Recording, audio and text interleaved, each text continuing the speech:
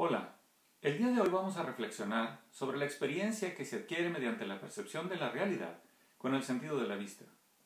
En el siglo XVIII, el filósofo británico David Hume escribió su libro, Tratado de la Naturaleza Humana, donde describía que el ser humano percibe el mundo objetivo por medio de la impresión que le causan los objetos, es decir, que la información de la percepción objetiva del mundo fluye a partir de los propios objetos en la naturaleza y con dirección hacia el ser humano. Siendo así como el hombre tiene conciencia de la existencia del mundo. De llegar hasta aquí, el concepto de percepción sería muy sencillo, y el ser humano debería comprender el mundo de manera muy fácil y certera, pero el mismo David Hume advertía de algunos inconvenientes.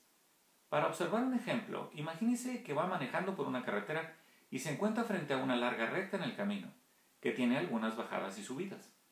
Al lado derecho del camino se encuentran varios carteles de tránsito que indican la distancia al poblado más cercano. La imagen es fácil de comprender, por lo que no exige de una mayor reflexión para darse cuenta de que se va recorriendo el camino sin problema. Pero al hacer una observación más profunda, es posible percatarse de que a medida que la vista avanza, el camino se va haciendo más angosto e incluso desaparece en una línea horizontal recta.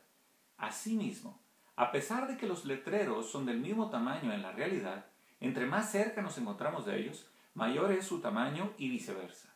Al ver esto, es notorio que la vista del ser humano le engaña. Pues no es cierto que el camino se haga más angosto y los letreros disminuyan su tamaño conforme a la distancia. Mucho menos es cierto que el camino desaparezca, sino que el ojo humano distorsiona los objetos de la realidad. Lo correcto es que el camino no cambie su tamaño. ¿Qué pasaría si se observase sin cambiar su tamaño? Porque esa es la realidad. Pero si se apreciara de esa manera, no lo entendería el cerebro. Esa línea donde parece terminar el camino es el horizonte. Si se mantuviese esa línea, aunque el camino sin distorsión sea la realidad, el horizonte crearía confusión en el entendimiento. Además, si el camino no se distorsiona con la distancia, entonces los letreros en el camino deberían ser del mismo tamaño, sin importar la distancia a que nos encontremos de ellos. Pero nuevamente, la escena sería incomprensible. ¿Por qué, si se trata de la realidad, nos ayuda la distorsión que provoca el sentido de la vista? Irónicamente, si se mantuviese tanto la línea del horizonte como la modificación en el tamaño de los letreros a medida de la distancia, estos dos elementos visuales funcionarían como referencias que acusarían la deficiencia que no se ha representado en la carretera adecuadamente. La explicación de todo esto es que la visión humana requiere de una distorsión natural que le permite apreciar la profundidad de los objetos. De otra manera, aunque sería más apegado a lo real, la percepción visual sería únicamente en dos dimensiones. Siendo que, con esta distorsión, el ser humano puede apreciar el mundo en tres dimensiones. En un ejemplo más cotidiano, imagínese que se observa una habitación en planta, o sea, desde arriba, donde se ha dispuesto una silla en la entrada, así como un sofá de 2 plazas en el fondo, justo delante de una ventana, y al lado de ese sofá se encuentra una lámpara de piso. Supóngase que se desea apreciar esta habitación estando de pie, justo al frente de esta entrada donde no hay un muro. Si se observa lo real de la imagen de este interior, la forma sería muy difícil de comprender, puesto que al no percibir la profundidad, los elementos aparecerían en su tamaño original, todos en primer plano, pero perceptibles solo en 2 dimensiones. El apreciar la altura y el ancho de los objetos no sería suficiente para comprender las formas, aunque son más reales que como las aprecia el sentido de la vista, en 3 dimensiones, pero distorsionadas por la noción de profundidad. La razón a la que debemos esta mejor comprensión se debe a la existencia de la línea del horizonte, que se encuentra justo a la altura del ojo del observador, y la proyección de fuga que provoca la perspectiva, que es una emulación de la visión monocular en cono de 45 grados de cada ojo humano.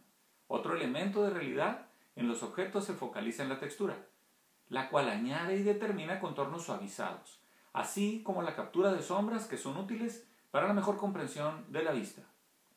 La apreciación de una y otra realidad le otorga el contraste o comparación simultánea de ambas formas distintas de expresión visual, presente en la superficie de los objetos que se observan. David Hume decía que cuando la percepción se limitaba a la impresión que los objetos provocaban a los sentidos, la lectura de la realidad sería muy nítida y sencilla.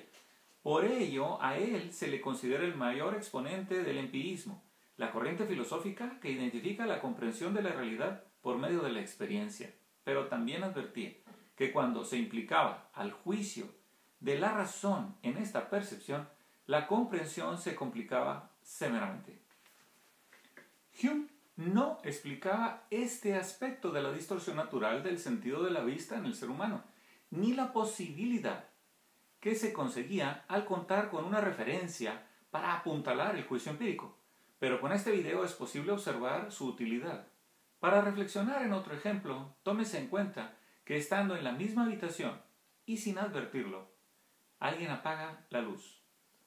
Ante tal penumbra, no es posible observar más que la lámpara de pie, y al encenderla aparece con total claridad una silueta desconocida, a la que el cerebro da una interpretación para poder comprenderla, pero con un resultado que obedece más a un temor interno que a la realidad.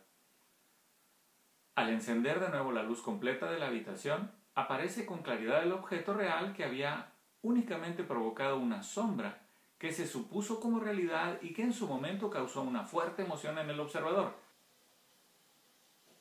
Ahora se ha aprendido que la referencia de esta experiencia es la luz de la habitación, pero también se comprende que la realidad no es lo que se ve o los objetos del exterior, sino la interpretación de los objetos producto de la experiencia del pasado, pues el observador no está dispuesto a aceptar una realidad que no comprenda su experiencia, es decir, una realidad que no tenga relación con su pasado. Otro elemento sólido de lectura de la realidad visual es el color. Este aporta tonos y sombras que realzan la forma y distancia a la que se encuentran los objetos. Si en esta misma habitación se instalase un museo, supóngase que se expone en el centro de uno de los muros una pintura de gran tamaño que se percibe así de grande, ya que ocupa gran parte del muro en cuestión. Pero si en ambos lados de la pintura se exhibiesen otras dos pinturas del mismo tamaño, la percepción original de la del centro se perdería. Ya no se vería tan grande. Ahora, si se instalara una pintura de cada lado de la original, pero de mucho menor tamaño, la del centro se vería aún más grande que cuando estaba sola, pues hay un medio de contraste, o de otra manera, las dos de los lados servirían como referencia del tamaño de la central. Pero para que todo esto fuera efectivo, se requiere de un observador, pues sin observador no hay realidad.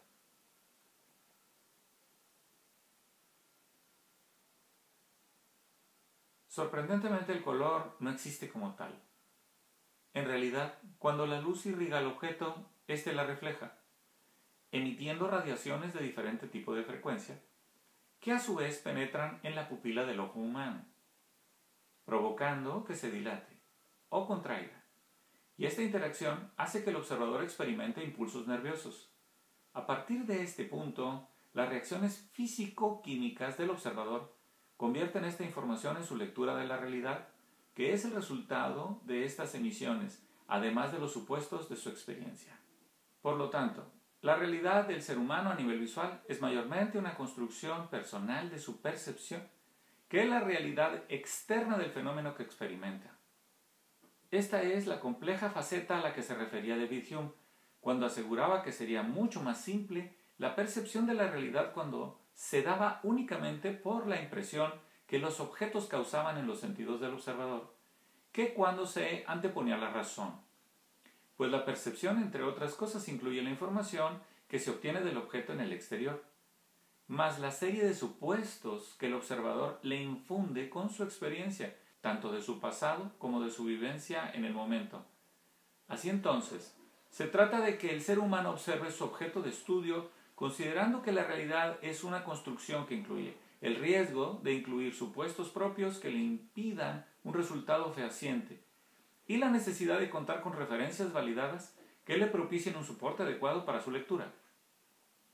En otra ocasión, se abordarán los conceptos que se han mencionado aquí, como lo son la experiencia, el juicio empírico y la obtención de diferentes referencias para un mayor soporte en la construcción de la realidad. Agradezco de antemano los comentarios que puedan escribir sobre este video y sus contenidos. Gracias y hasta la próxima.